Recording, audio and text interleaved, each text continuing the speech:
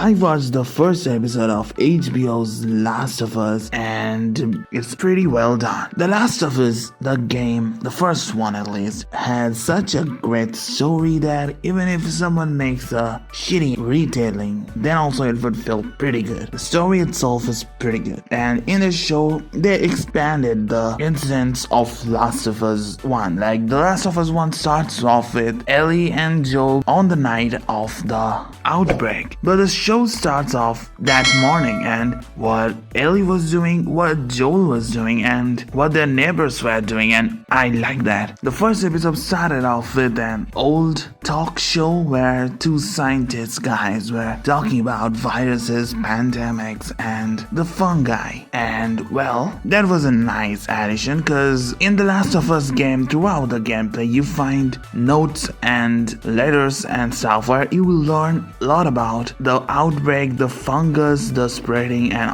all sort of details. But that won't make a good show, so explaining stuff like that at the very beginning was kind of interesting, I guess. Now the story starts where we see Sarah waking up and going to school and then she goes to repair Joel's watch, which was a nostalgic moment because I played the game. I know she gives that to Joel. Well, I know I'm talking a little too much. I'm not gonna spoil, but this was pretty good. Now the setup for this was kinda slow, but that's not a bad thing. That's rather a good thing because when the outbreak finally happens, it was damn amazing. And it was a sad thing, you all know that, and if you all know that, I'm not gonna spoil, but someone dies close to Joel, and every time I watched that cutscene, I always felt kinda sad. It was a tear-jerking scene, and in this show, it's also pretty well done. At the very beginning, I was kinda skeptical about Pedro Pascal as Joel, cause Pedro Pascal, I knew him for dying on Game of Thrones and Mandalorian, where he doesn't show his face for 99% of the show. So I wasn't sure he could pull up the emotional stuff, cause Last of Us is a pretty emotional story at its core, and he could pretty good. Before the show release, I heard people going mad about the casting where Sarah was race swapped, which I didn't find weird, but many people did. So yeah, come on, Pedro Pascal, however white he looks, he is Latino, so his daughter is definitely of that descent. So I didn't mind that. And as of right now, I heard that this is going to have 9 episodes, each are around an hour. And if they take 10 hours and doesn't tell the whole story of the first game, if they are like planning to divide the first game in 2 seasons, well, that would be a bad thing because this is a perfect bingeable story, and I'm definitely excited for the whole series now.